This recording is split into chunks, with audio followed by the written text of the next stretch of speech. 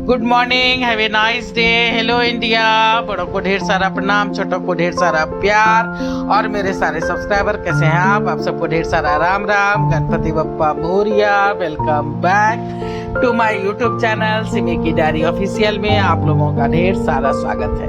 दोस्तों, आज इस चैनल पर मैं एक छोटी सी मोटिवेशनल कहानी लेके आप लोगों के समक्ष आ रही हूँ। और मेरी इस छोटी सी मोटिवेशनल कहानी का शीर्षक है अनाज का महत्व। तो देखिए कैसा लगता है। एक छोटे से गांव में एक किसान रहता था। उसका नाम बिरजू था। बिरजू काफी मेहनती था। उसके घर में उसकी बूढ़ी माँ, पत्नी और एक छोटी सी बिटिया थी। सभी मेहनती थे, दिन भर काम में जुटे रहते। पत्नी रधिया भी काफी समझदार थी। गांव बसंतपुर काफी हरा भरा था, पर पिछले साल बारिश बिल्कुल नहीं हुई थी और इस साल भी सुखाई पड़ गया था। सभी परेशान थे, अपने खाने के लाले पड़े थे। ऐसे में मवेशियों पे कोई कैसे ध्यान दे। लोग अपने मवेशियों को दूर दूसरे गांव लेके चले गए थे। कितनों ने तो अपने मवेशियों को ही बेच के घर का खर्चा निकाला था। गांव धीरे धीरे खाली हो रहा था। बस बड़े बूढ़े ही बच गए थे। सभी दूर शहर में काम करने को विवश थे। गांव के नदी, तालाब, कुएं सभी सूख चुके थे। गांव से दूर एक सरकारी हैंडपंप था, बस उसी में पानी आ रहा था। सभी वहीं जाते और दिन भर पानी ढोने में ही बीत जाता। बाकी कामों के लिए समय तो जैसे मिलता ही नहीं था। बिरजू ने काफी कोशिश की थी गांव में डटे रहने की, पर नहीं, अब बिल्कुल भी नहीं, कुछ भी नहीं बचा था। मजबूरन बिरजू ने फैसला किया कि वो घर, जगह, जमीन सब बेच देगा और अपने परिवार को लेकर शहर चला जाएगा। वही कमाएगा, खाएगा। बिरजू का एक दोस्त था जो सड़क पर साइकिल पंक्चर की दुकान चलाता था। 2 साल पहले उसके गांव की हालत भी कुछ ऐसी हुई थी, तो वो भी शहर गया था। बिरजू ने उससे बात करने की सोची। दूसरे दिन बिरजू उसके दुकान पहुंच गया। हेमंत ने हंस के कहा, कहो दोस्त, कैसे आना हुआ? बिरजू ने कहा, हालात काफी खराब हो गए हैं, बहुत खराब है। सोच रहा हूँ कि सब कुछ बेच करके अब शहर ही चला जाऊं। हेमंत ने कहा कि भूल से भी ऐसी गलती मत करना। आज मेरी हालत तो देख ही रहा है। वो तो अच्छा हुआ कि मैंने घर नहीं बेचा था, वरना आज सर पे छत तक नहीं होता। दोस्त, दूर का ढोल सुहाना लगता है। वैसे तुम जाओ अगर बहुत जरूरत है तो, पर कुछ बेचना नहीं और यहाँ के हालात सुधरते ही वापस आ जाना। बिरजू ने कहा कि ठीक है, पर बेचूंगा नहीं तो पैसे कहाँ से आएंगे? पूरा परिवार को लेके जाना है। हेमंत ने कहा कि ये गलती तो कतईयो मत करियो भैया। तुम ठहरे मर्द आदमी, कहीं भी नहा लोगे, धो लोगे, सो लोगे, पर चाची और भाभी के लेके जाओगे तो किराए पे घर लेना पड़ेगा, ढेरों पैसा लगेगा। अकेले जाओगे तो न रहने का खर्चा, न धोने का, बस खाना का पैसा लगेगा। ऐसा क्या काम कब मिलेगा? वहाँ बड़ा बड़ा फ्लैट बनता रहता है, वहाँ का ठेकेदार का नंबर है मेरे पास, हम बात कर लेंगे। पैसा सप्ताह में 1 बार मिलेगा। वो तो ठीक है, पर घर में भी खाए का कुछ भी नहीं है। यहाँ भी तो महीना दिन का इंतजाम करना होगा।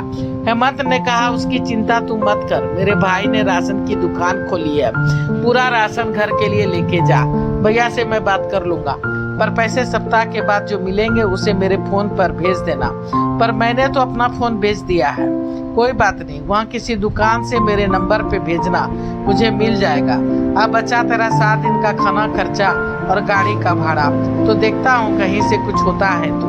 कितना करेगा तू? क्यों, तेरे कम आसान है क्या?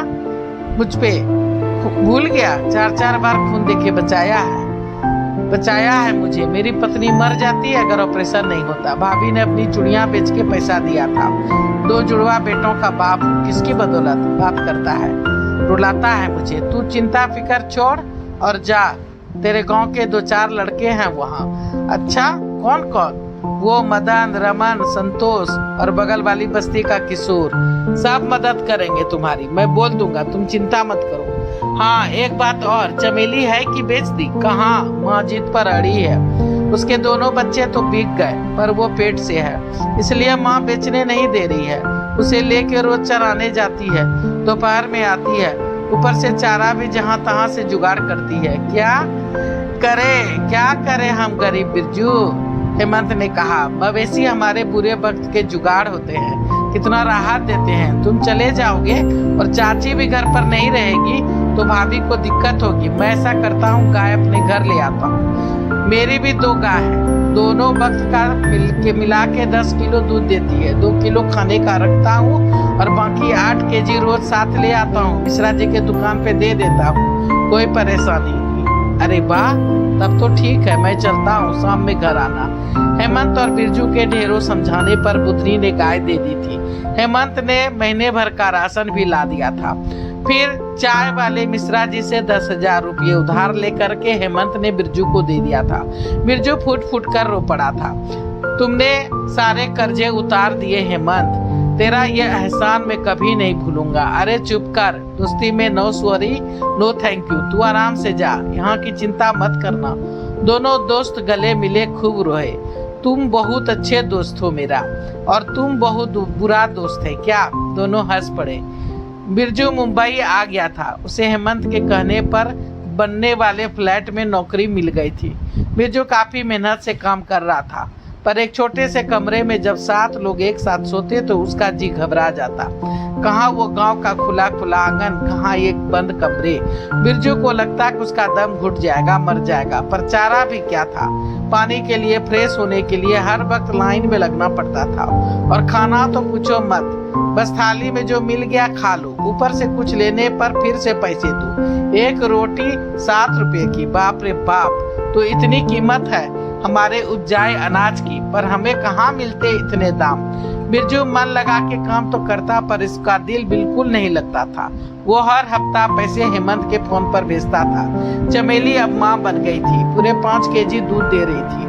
हेमंत उसमें से 1 केजी उसके घर पहुंचा आता था, बाकी 4 केजी मिश्रा जी को दे देता था, ताकि उससे उधार लिए पैसे चुकता हो सके। हेमंत के गांव का मुखिया बहुत अच्छा था, दौड़ धूप करवा के 4 पोखर सरकार से बनवा लिया था। ढेरों हैंडपंप भी लगे थे। वहीं नदी के पार इस गांव बसंतपुर की हालत बिल्कुल खराब थी। यहाँ का मुखिया बड़ा घुसखोर था, सारे फंड खा जाता था, कुछ भी तरक्की का काम करवाता ही नहीं था, ऊपर से गुंडा था। लोग उससे डरते थे और डर से वोट देते थे, और हर साल वही जीतता था। बिरजू को शहर आए 6 महीने हो गए थे। कभी कभी माँ और रदिया हेमंत के फोन से बात कर लेती थी, पर बिरजू का अब मन बिल्कुल उब चुका था। अब शहर में रहना वो नहीं चाह रहा था। उसे ना ही ठीक से नींद आती थी, ना ही भरपेट खाना ही खा पाता था। उसे घर के खाने की याद आती थी। उसे लगता कि वो बहुत दिनों से भूखा है। जब उसे बर्दाश्त नहीं हो पाया तो वो गांव वापस आ गया था, और गांव में वापस आते ही उसने जवानों की एक टोली तैयार कर ली थी। फिर दिन रात की मेहनत से सब नौजवान ने एक बहुत ही गहरा पोखर खोद लिया था। पोखर बीच में था, अगल बगल सबों के खेत थे। अब बस बरसात की देर थी। फिर भगवान ने सबकी सुन ली थी। ढेरों बारिश हुई थी। गांव के नौजवान ने बाकी पोखरों को भी खोद कर गहरा और साफ कर दिया था। फिर क्या था, खूब अनाज उपजे थे। मंडी पर बिरजू ने दाम भी दुगुने वसूले थे। हमें पता है हमारे अनाज की कीमत, हमें उचित मूल्य दीजिए, वरना सभी खेत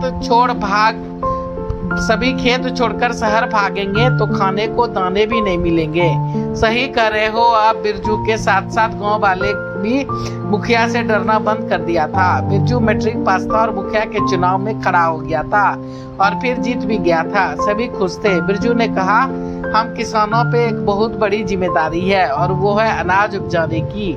अनाज नहीं तो भरपेट भोजन नहीं। शहर हो या गांव, सभी पेट के लिए कमाते हैं, पर बाहर में खाना इतना महंगा मिलता है कि पेट भी नहीं भरता है। इसलिए हमें उन आधे पेट खा के सोने वालों के लिए ढेरों अनाज उपजाना है, और उसके लिए शहर नहीं यहीं रहना है। बरसात के पानी का सदुपयोग करना है, उसे अच्छे से जमा करना है, ताकि खेती में पानी कम न पड़ जाए। मैं पूरी कोशिश करूंगा। बिरजू ने अपने गांव की काया ही पलट दी थी। अब वहाँ हरियाली ही हरियाली थी। अब वहाँ जल्दी सूखा नहीं पड़ता था। तो देखिए दोस्तों, मेरी ये छोटी सी मोटिवेशनल कहानी आप लोगों को कैसी लगती है, अनाज का महत्व।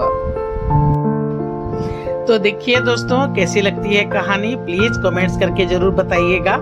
और पहली बार चैनल पे आए हैं, थोड़ा सा सपोर्ट कर दीजिए। सपोर्ट करने के लिए सब्सक्राइब कीजिए, लाइक कीजिए, शेयर कीजिए, कमेंट्स कीजिए, बेल का बटन जरूर दबाइएगा, ताकि जब जब मैं वीडियो डालूंगी तो आप लोगों को नोटिफिकेशन मिल सके। अब मैं अपनी वाणी को यहीं पे विराम देना चाहती हूँ। जय भोलेनाथ, हर हर महादेव। और आप लोगों का ढेर सारा थैंक्स मेरी वीडियो को शुरू से अंत तक देखने के लिए और अपना सपोर्ट बनाए रखने के लिए। Thanks for everything, thanks for watching my video.